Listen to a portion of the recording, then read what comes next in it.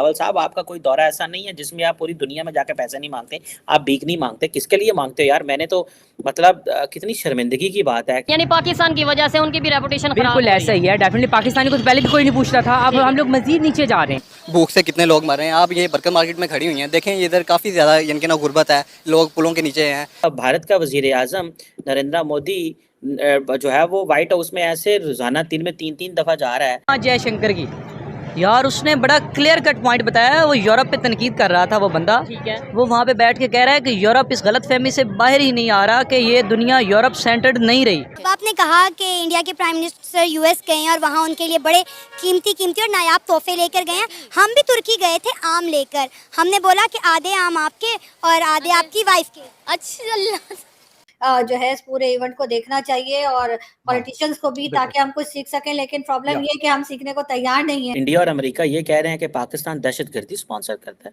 Cross border terrorism को हम sponsor करते हैं। प्राइम मिनिस्टर नरेंद्र मोदी को 120 ममालिक के लीडर्स चाहते हैं, ऑफिशियल्स चाहते हैं कि वो उन्हें ग्लोबल फ्रंट पर लीड करें। आप जिधर जाते हैं पैसे मांगते हैं और ये कहते हैं कि हम भीख नहीं मांगते, हम अपने पाँव पे खड़े हैं। आप अपने पाँव पे कहाँ खड़े हुए हैं? हम अपने पाँव पे अगर खड़े हों तो हमारी ये हालात हों।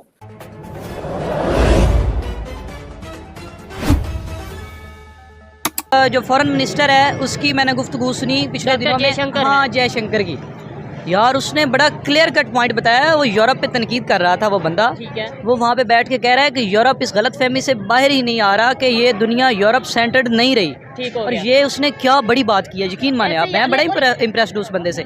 उसने कहा है कि हर जो है मुल्क है ना वो ऑटोनमस बॉडी है, ठीक है। हर मुल्क अपने स्टेट के जो उसके अफेयर्स होते हैं वो खुद चलाते हैं, ठीक है। उनके फॉरेन आजाद कंट्रीज होती हैं जिनकी फॉरेन पॉलिसी भी आज़ाद है, ठीक है। उनका मकसद ये है, हमारी जो अपनी कौम है, हमारे जो मुल्क में रहने वाले लोग हैं, हमने उनको बेनिफिट्स देने हैं। और असल फॉरेन पॉलिसी का मकसद ही यही है कि मतलब जहाँ पे फायदा होगा उनके साथ हम रिलेशन बेहतर रखेंगे। हाँ और अच्छा, सेकंडली आपने बोला उन्होंने ये बात किया कि यूरोप इस गलतफहमी से बाहर निकले, तो पाकिस्तान भी कहीं ना कहीं इसी गलतफहमी में तो नहीं है कि मतलब यूरोप ही पूरी दुनिया को जला रहा है, जबकि अब रशिया या फिर इंडिया की अगर बात करें, चाइना की बात करें, ये भी इमर्जिंग पावर्स हैं एशिया में से। यार ये जो है ना एक बाईपोलर वर्ल्ड, जिसका एक हमारे यहाँ कंसेप्ट है, रशिया यूएसएसआर के टूटने से पहले तक, ठीक है। आप देखें कि उस वक्त की जो फॉरेन पॉलिसीज़ बनाई जाती थी ना वो बड़ी डिफरेंट थी आज से। ठीक है। फिर उसके बाद यूएस जो है वो बिला मुकाबला जिसे कहते हैं चेयरमैन बन गया, यूएसएसआर टूट गया, उसका वो इम्पैक्ट ना आ रहा। अब जो दूसरी कुव्वतें हैं वो टक्कर दे रही हैं इसको।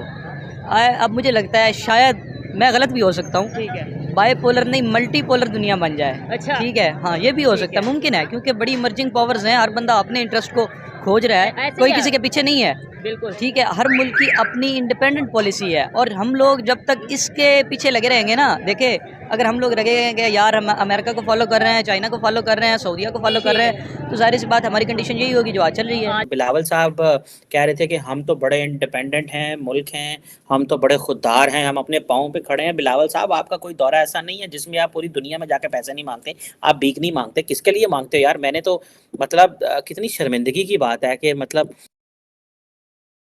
At the end of the day आप जिधर जाते हैं पैसे मांगते हैं और ये कहते हैं कि हम भीख नहीं मांगते, हम अपने पाँव पे खड़े हैं। आप अपने पाँव पे कहाँ खड़े हुए हैं? हम अपने पाँव पे अगर खड़े हों तो हमारी ये हालात हों, हम अपने पाँव पे खड़े हों तो हमारी ये पोजीशन हो। मतलब भारत का वजीर आजम नरेंद्र मोदी जो है वो व्हाइट हाउस में ऐसे रोज़ाना दिन में 3-3 दफ़ा जा रहा है। स्टेट गेस्ट हैं, कभी वो जनाब वो गूगल के चीफ के साथ बैठे हैं, एक तरफ जनाब टिम कुक साहब हैं, एप्पल वाले बैठे हुए हैं, सीईओज बैठे हुए हैं, इनोवेशन टेक्नोलॉजी की बात हो रही है।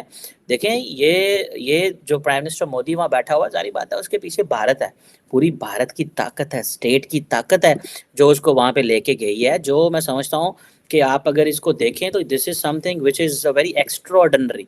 आपके पास क्या है यार? कहानी सुनाओ हमें बात सुनाओ, तुम्हारे पास क्या अल्टरनेट प्लान है? इंडिया और अमेरिका का जो डिफेंस पार्टनरशिप है उससे हमें क्या नुकसान होने वाला है या क्या फ़ायदा होने वाला है, या पाकिस्तान के पास क्या स्ट्रेटेजिक चॉइसेस हैं वो डिस्कस करें। हमें रोड मैप दिया जाए, हमें बताया जाए कि हम जो है वो कहाँ खड़े हुए हैं, हमारी जो स्टेट ऑफ सिक्योरिटी है, हमारी नेशनल सिक्योरिटी, हमारी स्टेट कहाँ खड़ी हुई है। हमें इन सवालों के जवाब फॉरेन मिनिस्टर को देने चाहिए।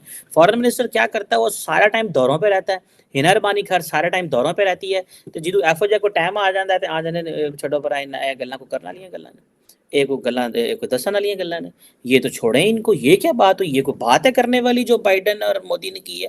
भाई बात ही ये है, बाइडन साहब ने पाकिस्तान के साथ जो ताल्लुकात डाउनग्रेड किए हैं वो हमारी हरकत की वजह से किए हैं। अब आपने कहा कि इंडिया के प्राइम मिनिस्टर यूएस गए हैं और वहाँ उनके लिए बड़े कीमती और नायाब तोहफे लेकर गए हैं। हम भी तुर्की गए थे आम लेकर, हमने बोला कि आधे आम आपके और आधे आपकी वाइफ के। अच्छा अल्लाह, ये तो बस आम लेके गए, सीरियसली सीरियसली मैं तो हैरान हूँ। आप ये देखें, वो अगर बॉक्स में वो लेके गए हैं ग्रीन डायमंड, नरेंद्र मोदी साहब वो जो बॉक्स बनाया है वो चंदन का बना हुआ है। उधर के माहिर हैं एक दिल्ली के, उन्होंने बनाया वो बॉक्स, और बड़ा खुशबू, आपको पता है चंदन की लकड़ी का होता है।